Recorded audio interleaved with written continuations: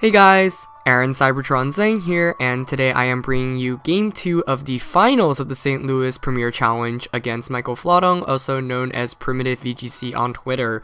If you've not seen Game 1, you're definitely going to want to check that out because it was a very intense game, but here we are moving on into Game 2.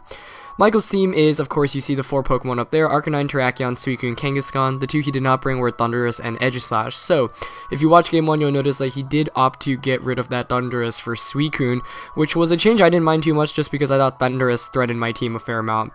Meanwhile, on the other end, I decided to go with the same Pokemon, but this time changing up my leads because last time Terrakion and Thundurus was a very threatening lead, and I felt like I completely misplayed by leading with my Terrakion. So, I wanted to lead with my Venusaur to make my matchup there a bit better. So without further ado, let's just jump into it.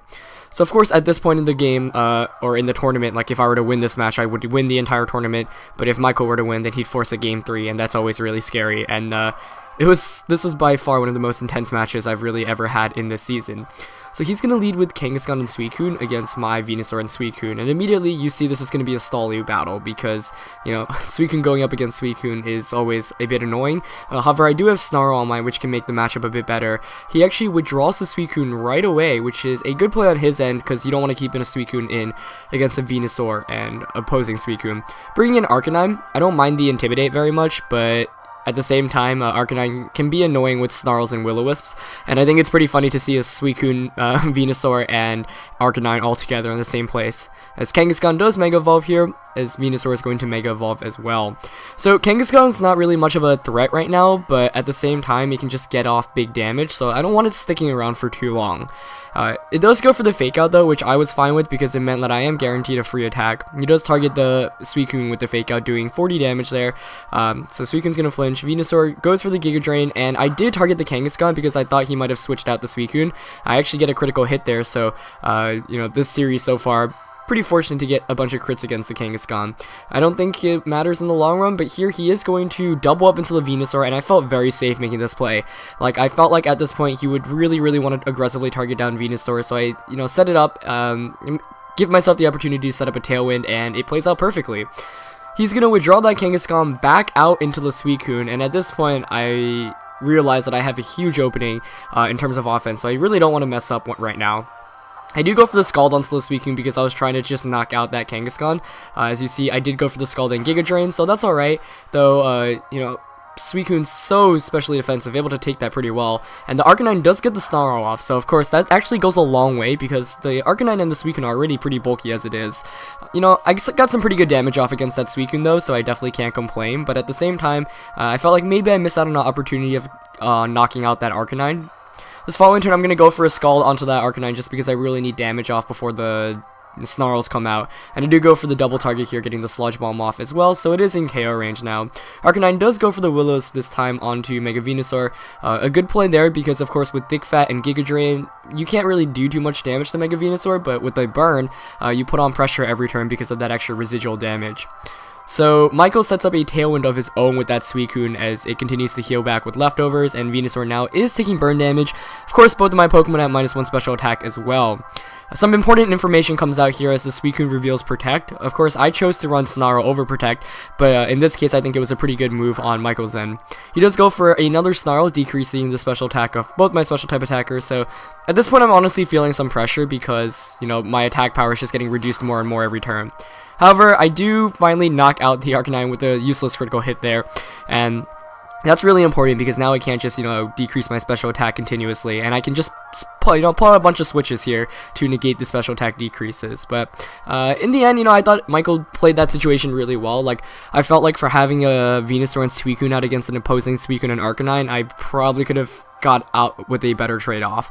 He is going to bring Kangaskhan, and that extra damage on Kangaskhan so far, you know, is just helpful in terms of putting on pressure. So I actually don't switch out either of my Pokemon here because I know that Kangaskhan can only target one Pokemon down, and that way I just get an attack off with the other. So he does go for the Fake Out onto Suicune, proccing my Citrus Berry, which I'm fine with because I actually end up with more HP than before. He does go for the Ice Beam onto Venusaur, but with Thick Fat, I take that with relative ease, hanging around with 80 HP. Suicune flinches there, and Venusaur does get a Leech Seed off here. So this is great for two reasons. One, you know, I'm healing back HP that I'm losing from Burn, and two, I do have Protect as well. So with Protect, that Kangaskhan's going to be losing a good amount of its HP every turn. So I was very happy that I was able to hit that. And this Venusaur has put in so much work right now.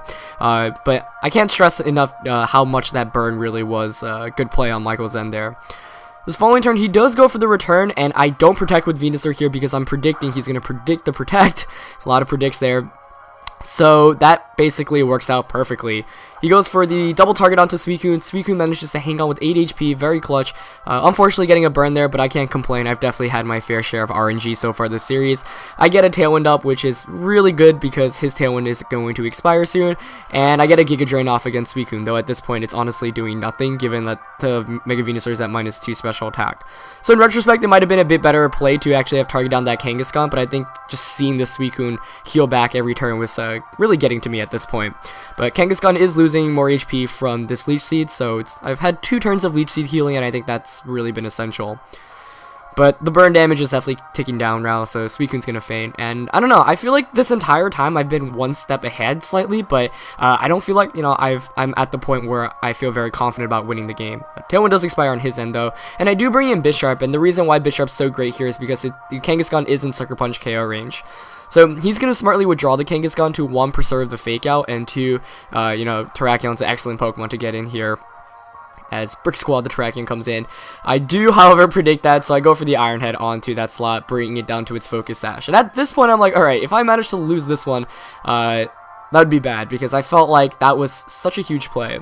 I also go for the Leech Seed onto Suicune just because now I know I can recover more, since you see like Giga Drain's doing absolutely nothing as Suicune does set up another Tailwind. So, you know, I know the Iron Head looked a bit risky, but like I felt like Michael would really want to conserve the the Fake Out. At the same time, I also had Tailwind up, so I outsped him, so that was honestly the safer play. So in retrospect, there was like no reason not to go for Iron Head there. So I'm gonna take some burn damage, but at this point I feel so good about my position. But of course it's never over until it's actually over, as his Terrakion goes for a Protect there. I actually Protect with my Bisharp here, expecting like a close combat, I believe.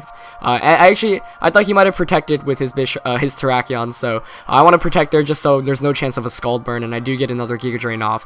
So I mean, this battle has been really long and drawn out, but at this rate, like, things are looking really solid. I mean, I'm getting free damage every turn here and there, and I felt like I've been consistently one step ahead of Michael. But of course, Terrakion can make things happen with Rock Slide flinches, which are never any fun to deal with, and Scald has that burn probability as well.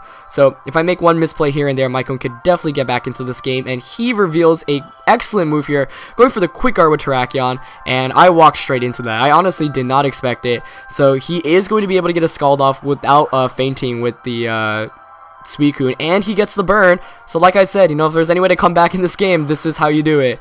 I get the Giga Drain off. That brings Suicune to very low HP, but that was the turn basically Michael needed to get back into this game, and I felt very silly walking into that Quick Guard. I actually did not know that Michael had it until this point, so that was really smart of him to conceal it all the way up until this point, because if there's any time to reveal a move like that, it's in the most important time of the game.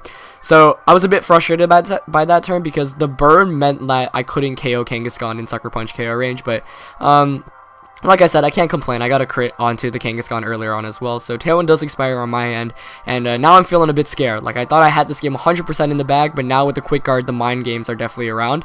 This next turn, I mess up pretty badly. I'm expecting another Quick Guard, so instead of Sucker Punching, I go for the Iron Head. Instead, Michael just goes for the Rock Slide and goes for the Power Up Punch onto Bisharp.